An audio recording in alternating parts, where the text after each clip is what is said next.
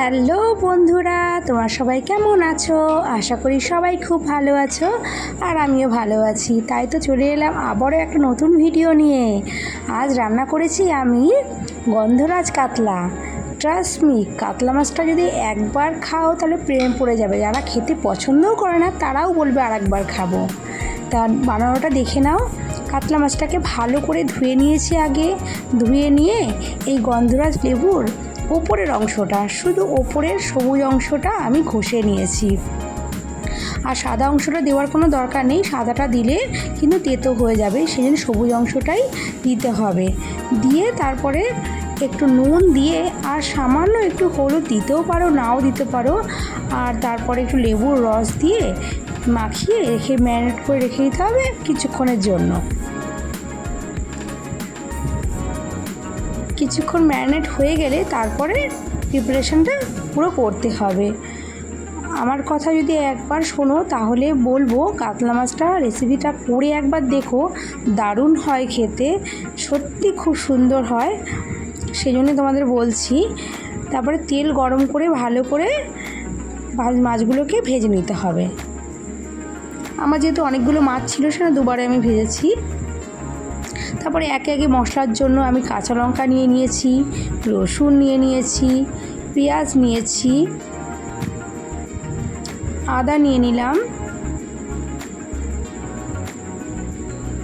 তারপরে নিয়ে নেব আমি কাজু,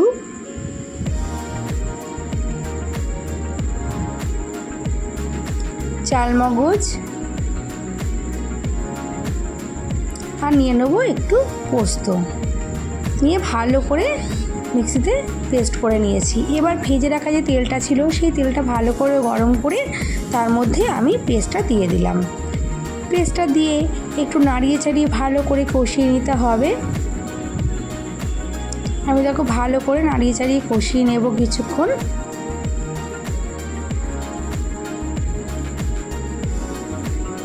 একবার বন্ধুরা এটা বানিয়ে খেয়ে দেখো, দারুণ দারুণ লাগে। আমার বোন তো কাতলা মাছ খেতে পছন্দ করে না, কিন্তু সেও বলছে এত সুন্দর লাগে, ও কাতলা মাছের প্রেমে পড়ে গেছে। সেই জন্য বলছি একবার বন্ধুরা বানিয়ে খেয়ে দেখো, সত্যি খুব ভালো লাগে। এরপরে আমি দিয়ে দিলাম, কষে গেলে দিয়ে দিলাম আমি একটু জলটা দিয়ে নাড়াচাড়া করে আমি দিয়ে দিলাম লবণ স্বাদ মতন। যে যেরকম লবণ খেতে পছন্দ করো সেরকমই দেবে। স্বাদ মতো লবণ দিয়ে নাড়াচাড়া করে আমি দিয়ে দেবো চেরা কাঁচা লঙ্কা। কাঁচা লঙ্কাটা দেওয়ার কারণ হলো অনেকেই তো বেশি ঝাল পছন্দ করে, অনেকে কম ঝাল পছন্দ করে। যারা বেশি ঝাল পছন্দ করে তারা একটু ভাতের সঙ্গে মেখে নেবে। এবার মাছগুলোকে দিয়ে ভালো করে, মাছগুলো যখন নরম হয়ে আসবে তখন দিয়ে দেবো আমি টক দই। টক দইটাকে আগের থেকে আমি ফেটিয়ে রেখেছিলাম ভালো করে। এই ফ্যাটানো টক দইটা আমি দিয়ে দেবো। এবার মোটামুটি আমার মাছটা রেডি।